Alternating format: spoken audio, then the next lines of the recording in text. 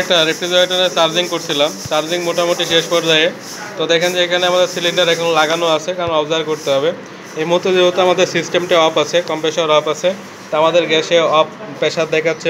এখানে আমরা দেখতে পাচ্ছি যে 38-39 PSI পর্যন্ত দেখাচ্ছে। এটা 600 হয়ে গ্যাস ছিল, যে কারণে যদি রান করি, রান অবস্থায় এটা 0 PSIতে থাকবে। যদি 0 নিচে নেমে যায় তাহলে আমরা কিছুটা গ্যাস যোগ করব, আর 0তে থাকলে তো আমাদের চার্জিং ওকে, আর 0-র উপরে উঠে গেলে আমাদের গ্যাস তখন ছেড়ে দেওয়া লাগতে পারে। তো এটা ডাবল গ্যাস ম্যানিফোল্ড, এটা লো প্রেশার গ্যাস, এটা হলো হাই প্রেশার গ্যাস। তো এখানে আমাদের লাগানো কীভাবে আছে দেখতে পাচ্ছেন যে আমরা লো প্রেশার গ্যাসের সাথে আমাদের এই যে আমাদের কম্প্রেসরটা লাগাই রাখছি চার্জার লাইনের, আর আমাদের মিড থেকে আমরা এখানে সার্ভিস সিলিন্ডার লাগাই রাখছি। আর এটা আমাদের হলো ভ্যাকুয়াম পাম্পে লাগে, ভ্যাকুয়াম তো শেষ হয়ে গেছিলো, তারপরে আমরা গ্যাস দিছি। তো এখন আমাদের এই যে মিটারে দেখতে পাচ্ছেন যে এখানে 0-তে আছে, তো মিটার অফ আছে, এই যে সুইচটা অফ আছে। তো এখন আমরা সুইচটা দিলে আমাদের কম্প্রেসর চালু হবে এবং মিটারে আমরা কারেন্ট দেখতে পারবো, সেই সঙ্গে সঙ্গে এই প্রেশারটা নিচের দিকে নামবে যখন কম্প্রেসর চলবে আর কি।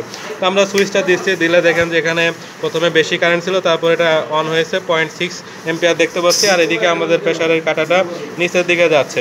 তো এটা যেতে একটু সময় লাগবে, কারণ এটা আস্তে আস্তে কম্প্রেসর যেটা করতেছে সাকশন থেকে গ্যাস টেনে নিচ্ছে, সাকশনের গ্যাসটা কম্প্রেসর উচ্চ প্রেশার করে সেটা ডিসচার্জ লাইনটাও এইদিকে ডিসচার্জ দিয়ে প্রেরণ করতেছে।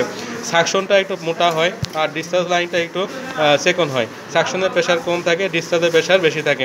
তো ডিসচার্জে যখন যায় তখন পাইপটা গরম হয়, আমি বুঝতে পারছি অলরেডি পাইপটা গরম হচ্ছে। তো এখানে আমাদের যে কন্ডেন্সারের কাজ হলো গ্যাসটাকে তরলে কনভার্ট করা, গ্যাসটাকে ঠান্ডা করে তরল করবে।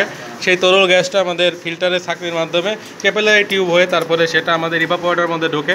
আমরা অলরেডি দেখতে পাচ্ছি যে এখানে অল্প সময়ের মধ্যেই এই যে ইভাপোরেটরের মধ্যে যখন ঢুকতেছে তখনই কিন্তু এই যে গ্যাসটা যখন তরল থেকে বাইরে হচ্ছে, ইভাপোরেশন হচ্ছে, এখানে আমরা ঠান্ডার অবস্থান দেখতে পাচ্ছি। ঠান্ডা হওয়ার কারণে এই যে জলীয় বা কণাগুলো এখানে কিন্তু জমে যাচ্ছে।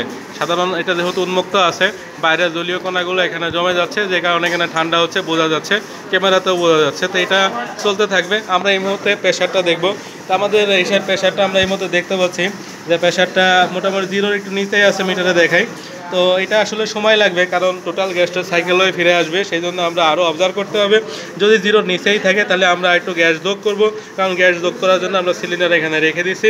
গ্যাস যোগ করা খুব সহজ ব্যাপার, এখানে এই চাবিটা খুললেই গ্যাস অটো ভিতরে ঢুকে নেবে, কারণ সবসময় সাকশন লাইনটা গ্যাস টানে। এটা হলো সাকশন লাইন, কম্প্রেসর নিজে সাকশন থেকে টানবে আর ডিসচার্জ দিয়ে ভিতরে পাঠাবে।